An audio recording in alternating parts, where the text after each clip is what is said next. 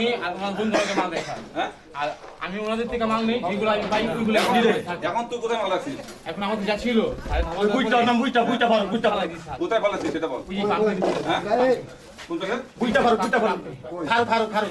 খাওয়া যাবে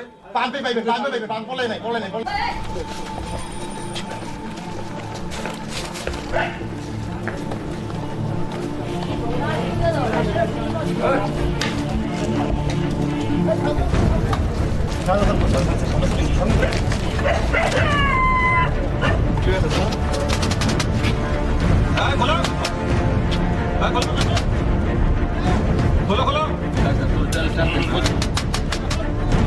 মাল তো কইতেছে খোলো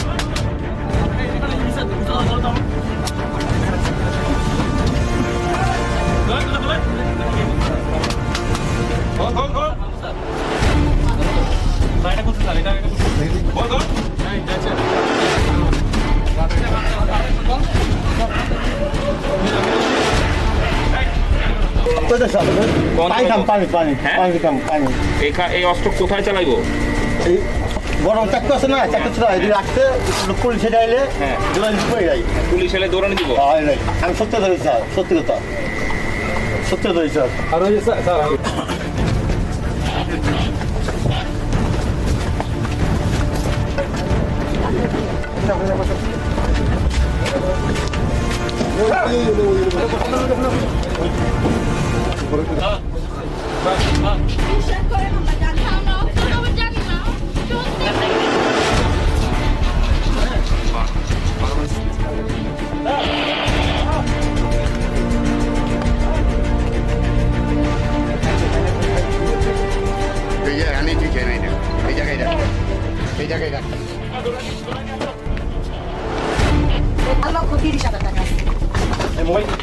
এটা মোবাইল ফোন আছে না না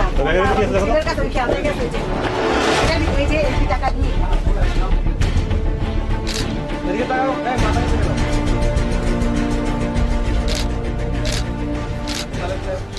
রেইনবো অলরাউন্ডার এক্সটেরিয়র পে বাড়ির বাহিরের দেয়ালের সুরক্ষা নিয়ে থাকুন নিশ্চিন্ত, সাথে পাচ্ছেন 10 বছরের ওয়ারেন্টি। ইয়াবা, গাঁজা এবং বিপুল পরিমাণ তারা এই ড্রাগ প্যাডলিং বা মাদক দ্রব্যর যে ব্যবসায়ীরা সংগঠিত করে। মূলত এখান থেকেই লোকজন এই সায়দাবাদে থেকে যে গাড়িগুলো চিটাং রোডে যায় কিংবা গাড়িগুলো ইন হয় এবং আশেপাশের এলাকায় আধিপত্য বিস্তার কেন্দ্র করে দুই পক্ষের মধ্যে সংঘর্ষ লিপ্ত হয়। স্থানীয় সাধারণ মানুষকে বিভিন্ন রকম অস্ত্র থেকে ভয়ভীতি দেখায়, অনেক সময় জখম করে, কুপিয়ে আহত করে এবং বিভিন্ন ধরনের অপর সংগঠন করে। এই উদ্দেশ্যকে সামনে রেখে আজকে আমরা রাতের 12টার পরে একটা অভিযান পরিচালনা করি। এখন আমার ঘড়িতে বাজে প্রায় 4:33। পাম্পে আমাদের কাছে সুনির্দিষ্ট তথ্য ছিল যে এখান থেকে ইয়াবাটা মূলত বিক্রি করা হয়। যে ইয়াবা আপনারা দেখতে পাচ্ছেন সামনে কিছু ইয়াবার ট্যাবলেটও এখানে রয়েছে এবং এই কাজগুলো করে এরা বিপুল পরিমাণ অর্থ তারা জমা করে এবং এগুলো বিভিন্ন সময় মাসোহারা হিসেবে, বিভিন্ন চাঁদাবাজের অর্থ হিসেবে, বিভিন্ন কাজ হিসেবে এই অর্থগুলো বিভিন্ন জায়গাতে পাচার হয় এবং যায়। টোটাল যদি আপনারা দেখেন এখানে প্রায় এখানে 18 লক্ষ টাকা আছে।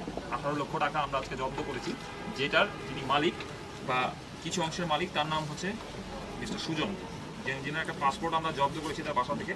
তিনি বর্তমানে পলাতক অবস্থায় আছেন এবং তিনি এই এলাকার একজন খুব স্বনামধন্য ড্রাগ প্যাডলার। আমরা তাকে ট্র্যাক করছি, চেষ্টা করছি অতি সত্ত্বর তাকে অ্যারেস্ট করার জন্য। এবং আজকে আমরা মোটামুটি এখানে যত দেশীয় অস্ত্র যত কিছু পেয়েছি যেগুলো এই এলাকাতে তারা বিভিন্ন অভিযানে ব্যবহার করে বা সাধারণ মানুষকে জখম করতে ব্যবহার করে, এগুলো সব ক্লোজ করে আমরা এই আসামিগুলোকে আজকে আমাদের যাত্রাবাড়ি যে থানা পুলিশ আছে তাদেরকে হস্তান্তর করবো।